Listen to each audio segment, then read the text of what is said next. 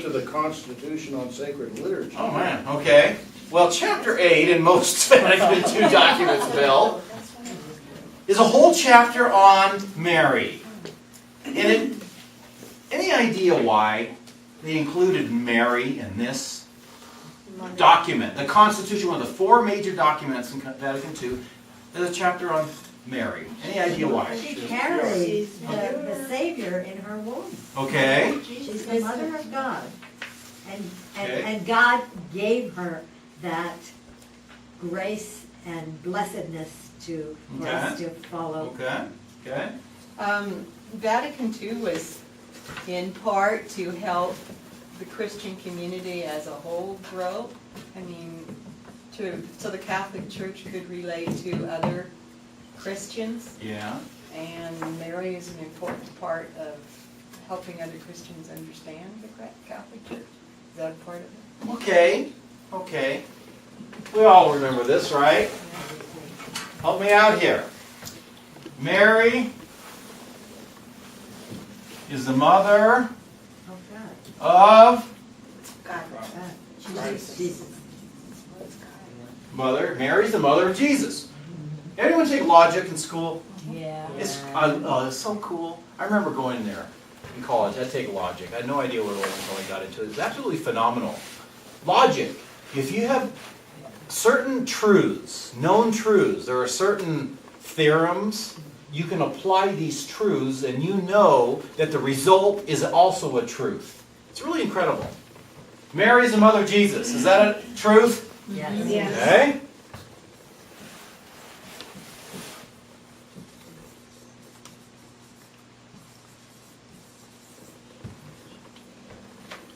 Is Jesus and the church one? Yes. Yes. Where in the Bible does it say that, by the way? Brutal, I know. Well, look it up. Ephesians chapter 5. Okay? It says Jesus, Christ, and the church are one. Remember? Yeah. Jesus and his church are one. So if Mary is the mother of Jesus, and Jesus and the church are one,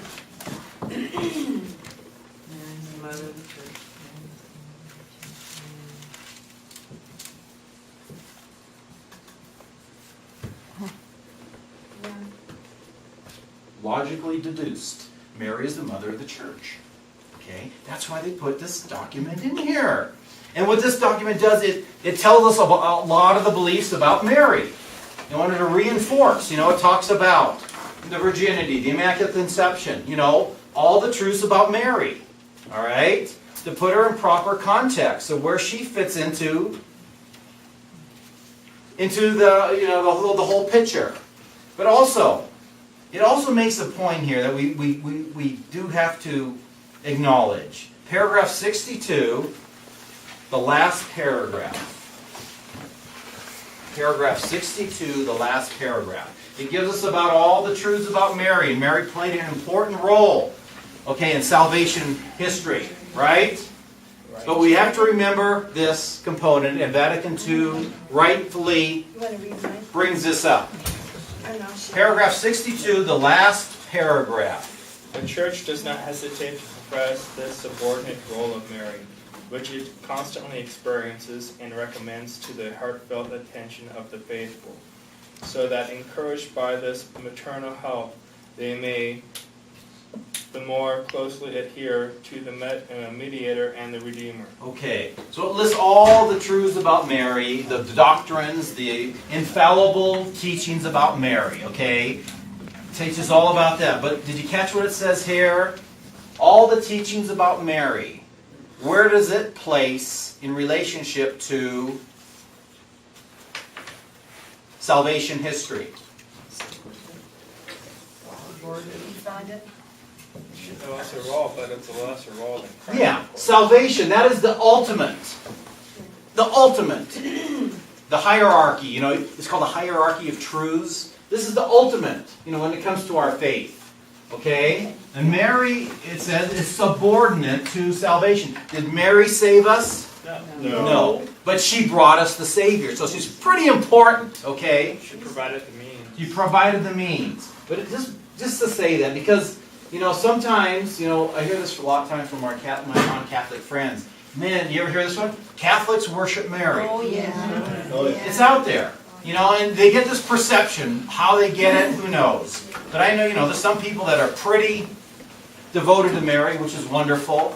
But we always got to remember, you can have an incredible devotion to Mary, but we've got to remember that Jesus is still the boss. Okay. Okay. The ultimate, The ultimate. What is Mary's primary function? to lead us. To lead you to Jesus. That's her primary. So if you look at it like this, her job is to lead you to Jesus. Bottom line. Okay, and that's what it's trying to say. Trying to get, you know, people say, no, we don't worship Mary. We venerate and honor her for who she was, but we don't worship her. So we've got to remember that. A beautiful section here on all about Mary. How many knew that was in Vatican II? So you want to learn more about Mary? It's right here in Vatican.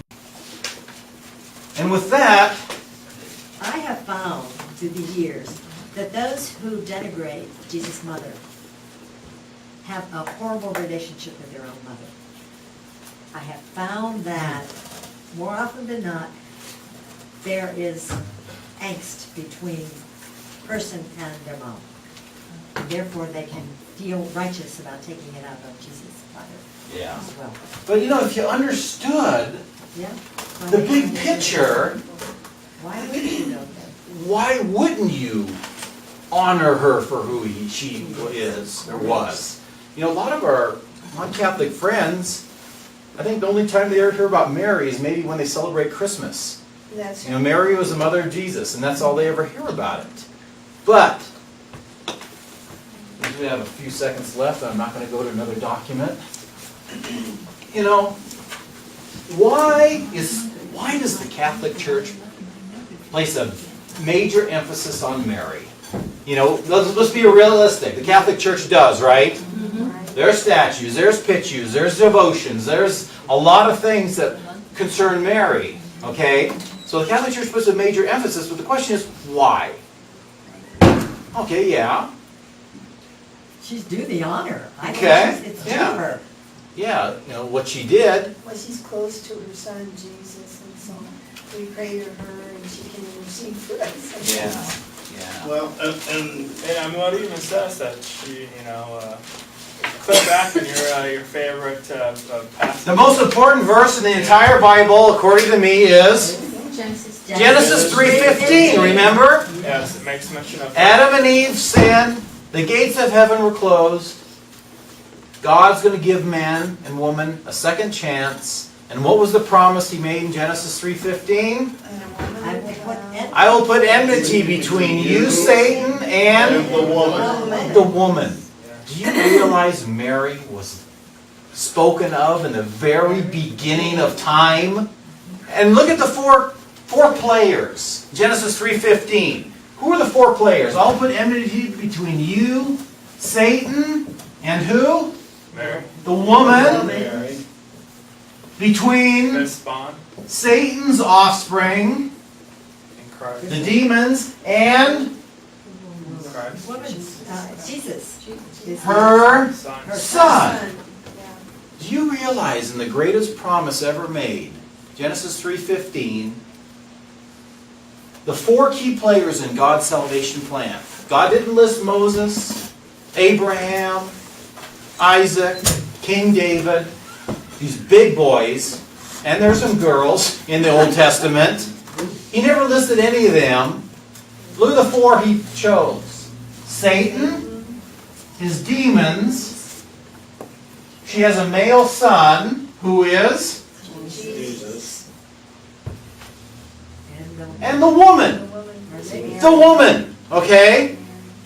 Out of all these four key players in salvation history, who's the only one that is purely just a human being? Mary. Mary. The only human being in God's salvation plan, and it's a woman. And then, this is Karen, how do we know the woman is Mary? Okay, she has a male son that defeats the head of Satan. Where else in the Bible does it give us a hint? Do you know?